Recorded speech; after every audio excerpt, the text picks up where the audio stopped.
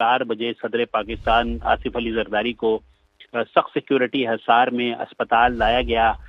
अस्पताल के 6ठे फ्लोर पर एग्जीक्यूटिव जो रूम है उसमें वो ज़ेरे इलाज हैं। इनकी तबीयत खराब थी, सिक्योरिटी के सख्त की गई है। आसिफ अली जरदारी जो है ज़ेरे इलाज हैं और इनकी तबीयत जो है नासाज बताई जा रही है। मीडिया पर नशर करने से मना कर दिया कि तबीयत अचानक बिगड़ गई है। जराए ने इंकशाफ की होने से पहले अपने ज़मीर पर शदीद किस्म के बोझ का इजहार कर रहे थे। उनका कहना था कि मैंने ताकतवरों के साथ मिलकर पाकिस्तानी अवाम पर शदीद जुल्म किए हैं। अब इमरान खान पर इतने जुल्म होने की वजह से मैं ये फैसला ले रहा हूँ। खबर आपको बताएं कि सदर आसिफ अली जरदारी की सेहत पर श्री रहमान ने तशवीश का इजहार कर दिया है। दावा किया कि पिम्स के डॉक्टर्स ने आसिफ अली जरदारी की सेहत को पेचीदा करार दिया है, एंजियोग्राफी का मशवरा दिया है।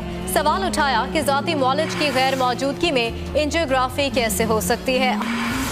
जी, पीपल्स पार्टी की senior national senator Shri Rahman का कहना है कि पिम्स के डॉक्टर ने आसिफ जरदारी को सेहत को शदीद पेचीदा करार दिया है। उनका कहना है कि जाती मौलज की गैर मौजूदगी में एनजीओ कैसे हो सकती है और आसिफ जरदारी की दिल की तकलीफ खेल रही है। उनका कहना है कि उनकी शरियानें बंद हैं।